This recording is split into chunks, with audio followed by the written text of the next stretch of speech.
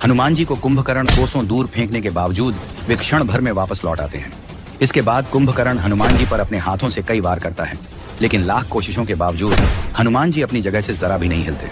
अब कुंभकर्ण वानर सेना को अपने पैरों से कुचलने के लिए बढ़ता है।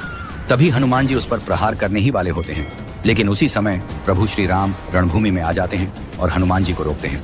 अब श्री राम और कुंभकर्ण आमने सामने युद्ध के लिए तैयार होते हैं। कुंभकर्ण अपने लोह अस्त्र से पृथ्वी को दो भागों में बांटने का प्रयास करता है, लेकिन श्री राम के बाण से उसका अस्त्र टूटकर लंका के राजदरबार में जा गिरता है।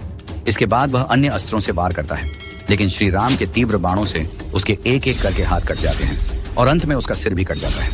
मरते समय कुंभकर्ण को प्रभु श्री राम में भगवान नारायण और हनुमान जी में महादेव के दर्शन होते हैं।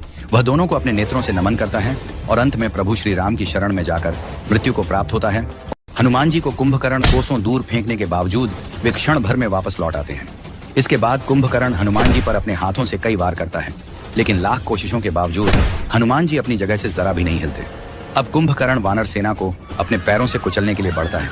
तभी हनुमान जी उस पर प्रहार करने ही वाले होते हैं, लेकिन उसी समय प्रभु श्री राम रणभूमि में आ जाते हैं और हनुमान जी को रोकते हैं। अब श्री राम और कुंभकर्ण आमने सामने युद्ध के लिए तैयार होते हैं। कुंभकर्ण अपने लोह अस्त्र से पृथ्वी को दो भागों में बांटने का प्रयास करता है, लेकिन श्री राम के बाण से उसका अस्त्र टूटकर लंका के राजदरबार में जा गिरता है। इसके बाद वह अन्य अस्त्रों से वार करता है, लेकिन श्री राम के तीव्र बाणों से उसके एक एक करके हाथ कट जाते हैं और अंत में उसका सिर भी कट जाता है। मरते समय कुंभकर्ण को प्रभु श्री राम में भगवान नारायण और हनुमान जी में महादेव के दर्शन होते हैं।